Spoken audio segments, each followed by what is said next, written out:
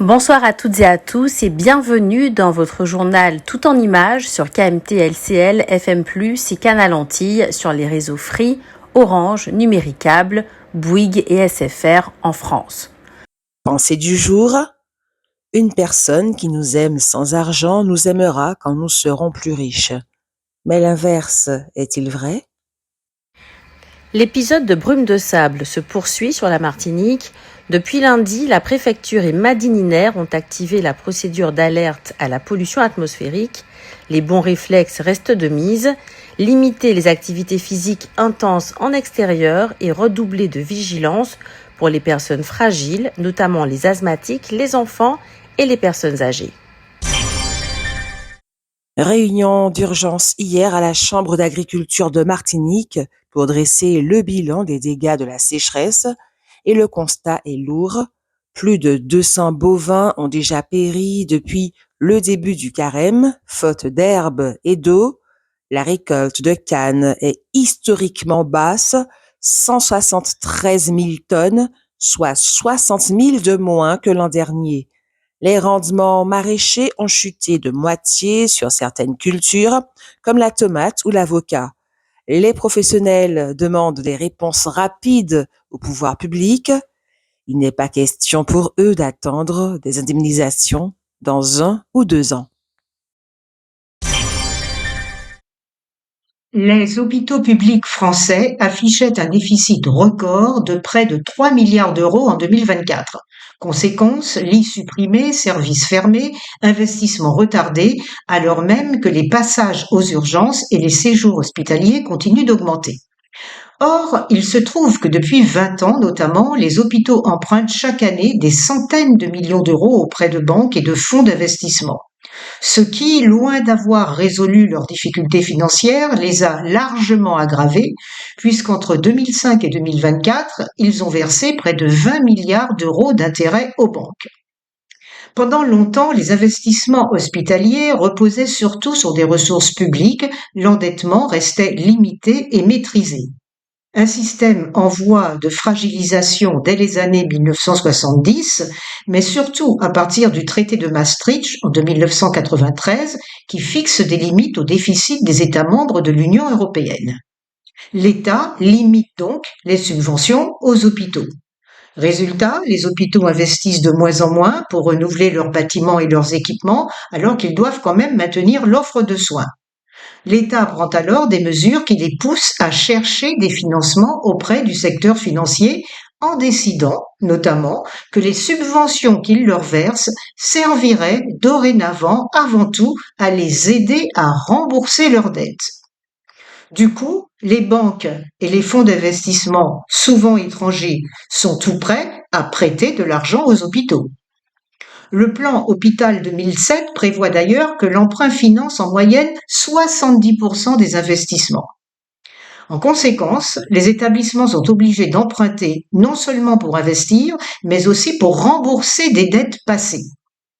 Les libéraux affirment que la finance aide les hôpitaux à survivre, mais on peut aussi dire que les hôpitaux contribuent largement à financer le secteur financier. Plusieurs coups de feu ont été tirés dans la nuit de mardi à mercredi à Sainte-Thérèse, à Fort-de-France. Aucun blessé n'est à déplorer. Un épisode qui s'ajoute à un climat déjà tendu dans le secteur, quelques jours après la fusillade qui avait fait 2 blessés au Terre-Saint-Ville. Toujours à Fort-de-France, un incendie d'habitation s'est déclaré dans la nuit de mardi à mercredi vers minuit, rue Crémieux au Terre-Saint-Ville. La maison a été ravagée par les flammes, mais aucune victime n'est à déplorer. L'alerte vient de scientifiques et d'ONG américaines.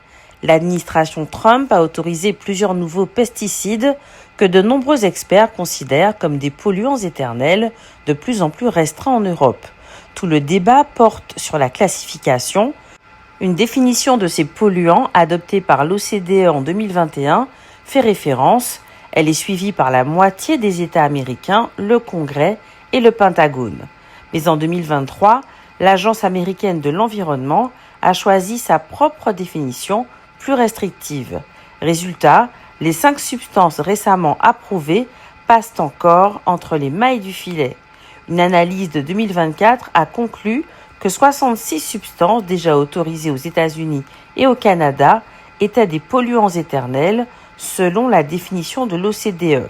L'Agence américaine de l'environnement elle-même reconnaît un potentiel cancérigène pour l'un des herbicides validés. Un mois après le tremblement de terre meurtrier au Venezuela, la question se pose. La Martinique est-elle prête à affronter un séisme majeur? Les autorités rappellent l'importance de la préparation, connaître les gestes qui sauvent, préparer un kit d'urgence et identifier les zones refuges. Des réflexes essentiels sur notre territoire exposé aux risques sismiques. Rien n'a changé, c'est le témoignage d'un collégien australien 3 mois après l'entrée en vigueur d'une loi pionnière, l'interdiction des réseaux sociaux aux moins de 15 ans. Et le premier bilan officiel publié par l'administration n'est pas flatteur. Avec la loi, 53,7% des Australiens de 10 à 15 ans avaient un compte sur au moins un réseau social. Ces comptes auraient dû disparaître. 3 mois plus tard, la proportion a très peu baissé, 42,1%. Plus de 4 ados sur 10 fréquentent donc toujours des services qui leur sont interdits. En cause, les failles des plateformes elles-mêmes. Dans la moitié des cas, les réseaux sociaux n'ont jamais demandé aux adolescents de justifier leur âge. Et quand la vérification existe, elle n'est pas fiable. 37% des jeunes ont simplement menti sur leur date de naissance avec succès. Dans 18% des cas, les outils se sont trompés tout seuls. Sans compter les plateformes accessibles sans compte, comme YouTube, que 73,6% des 10-15 ans continuent de regarder. Autre enseignement, les ados privés de réseau ne sont pas revenus aux activités dans la vraie vie. Ils se sont reportés sur les messageries et les jeux vidéo en ligne. Et fait inquiétant, la proportion de parents ignorant que leur enfant de 10 à 12 ans va sur les réseaux a augmenté de 35 à 49%, une conséquence inattendue de la loi. Bonne nouvelle pour la biodiversité marine. Des scientifiques et des observateurs du Caribbean Cetacean Society vont bientôt embarquer au large de la Martinique dans le cadre d'une nouvelle mission cétacée. L'objectif, mieux connaître et mieux protéger les baleines et les dauphins qui fréquentent nos eaux. Depuis le 2 août, l'IA Act, le règlement européen sur l'intelligence artificielle, est entré dans sa phase répressive. Les entreprises, y compris chez nous, doivent désormais faire preuve de plus de transparence et indiquer clairement quand un contenu est généré par une intelligence artificielle. Des sanctions sont prévues en cas de manquement. Après avoir accueilli 15 700 000 visiteurs en 2025, Barcelone veut plafonner sa fréquentation à 16 millions par an. Fini la course au record. L'objectif n'est pas de fermer la ville espagnole, mais de changer le profil de ses visiteurs. Aujourd'hui, 2 touristes sur 3 viennent pour les loisirs et surtout pour la fête. La municipalité vise un nouvel équilibre, un tiers de voyages d'affaires, un tiers de tourisme culturel, un tiers de loisirs. Pour freiner la demande, Barcelone joue sur l'hébergement. La ville refuse d'augmenter les capacités d'accueil. Les locations touristiques de type Airbnb doivent être interdites en 2028. Barcelone vise aussi 0 croisiériste à la journée. Le pari est économique autant que politique. Le tourisme représente 13% des revenus de Barcelone, mais il fait augmenter le prix des logements, sature les transports et les services publics. La mairie veut donc que la taxe touristique finance entièrement les coûts liés aux visiteurs, sécurité, propreté et transport. Le comité régional cycliste de Martinique est sorti du silence sur l'éviction d'Edwin Nubul du Tour de Guyane. Dans un communiqué, son président, Patrick Norescal, assume ce choix sportif, estimant qu'une non-sélection peut aussi constituer une occasion de remise en question pour le coureur. Changement chez les Bleus du basket. Eli Okobo déclare forfait pour la fenêtre de qualification à la Coupe du Monde 2027. Sa signature à Dubaï Basketball lui impose une période de repos incompatible avec le stage qui débute le 16 août à Orléans. Pour le remplacer, le sélectionneur Frédéric Fautou a fait appel à Joël Ayayi.